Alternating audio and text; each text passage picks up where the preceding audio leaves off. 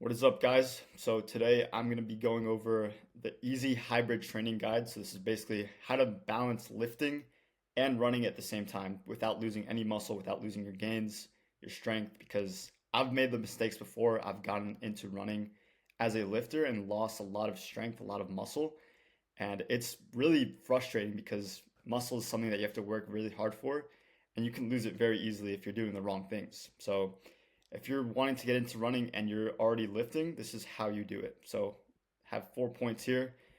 First off is the runs. So main thing I do is zone two running. So for me, this is 120 to 140 heart rate.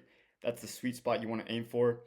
And the goal is to get faster at the same heart rate over time. So for example, let's say when I first started, maybe I was doing 10 minutes per mile pace at around 140 heart rate. The goal is to run at the same heart rate but get faster over time. So nowadays, I think I'm doing around 9 minutes per mile. So it's good improvement over the last few months. That's the goal here. So just being consistent with that zone two running is going to do the trick. Being consistent is probably the biggest thing that you can do. Just focus on showing up every day and you're going to get faster. And that low intensity zone two is not going to break down muscle. You're using more fat as energy instead of your muscle and your carbs. Next is getting a heart rate tracker. So I wear a Garmin on my wrist. It's a good smartwatch to have. It's going to measure your heart rate. You can also do a chest strap that you put. It's a little more accurate, but it's not necessary. But anything works. So Fitbits, Apple Watch, anything that you can wear that's going to track your heart rate. It's going to give you that data so you know exactly where your heart rate is. You're not having to guess. It's going to be very important to actually knowing and making the most progress possible. So the main thing here is easy low effort runs to build the aerobic base. So me personally, I don't do any high intensity runs. I don't do the tempo runs, the intervals. If I'm training for a race, then I'm gonna implement those as well. But as of now, I'm not training for anything. I'm just building my aerobic base so that when I do have a race, I have that aerobic base. It's gonna make it a lot easier for me to run faster overall. So another thing, last thing here is focusing on the weekly miles. So what I do right now is I run around 20 to 25 miles per week is where I'm at right now. If I was a beginner, I would start at around 10 miles per week if you're pretty brand new. You just want to have a consistent weekly mile that you can hit, and over time you're going to get faster at the same heart rate and make progress overall. So that's the runs. Next up is fueling, so actually eating for your runs and for your lifts. So what I do is have carbs 30 minutes before my runs, which is going to make zero muscle breakdown.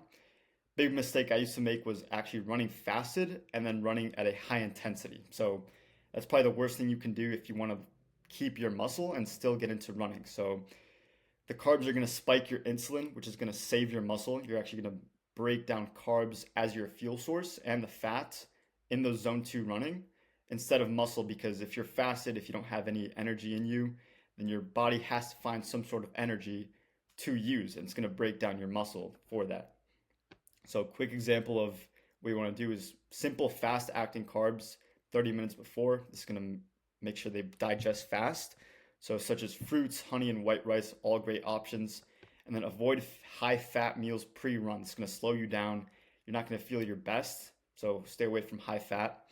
And your body uses around 30 to 60 grams of carbs per hour when running. So this does depend on the intensity. If you're doing more zone two, then it's going to be on the lower end. And if you're doing higher intensity runs, it's going to be on the higher end. So what I do, if I'm going for maybe a 3 mile run, I'll do 20 to 30 grams of carbs before I run 30 minutes before. Then if I'm doing a longer run, maybe 6 to 8 miles, I'll bump it up to around 60 grams of carbs before I run. That's going to make sure I have all the fuel I need for that run, that I don't tap into the muscle that I have. So protein and carbs after your run. This doesn't have to be too crazy. It can be pretty light. So for example, I have for you guys is 1 cup of frozen mango with some honey. That could be your pre-run snack. And then after you run, some Greek yogurt, some mixed berries, and some honey as well. You can mix this. Doesn't have to be exactly these meals, but just to get you guys an idea. Next up is recovery. Pretty self-explanatory. Don't have to go into this too much, but just get good sleep. If you're running and lifting at the same time, then you're using more energy, you're taxing your body more, so sleep is pretty important when you're doing both training hybrid. So not much to that. And then the day splits. So this is an example, a week I had. This was about, I think it was like two months ago. So this is Memorial Day. I did the Murph challenge. So you can see the miles I did here, and then the gym workouts I did here. So plan out your week. This is how I do it. And then this week I did 22 miles. So just plan out your week accordingly.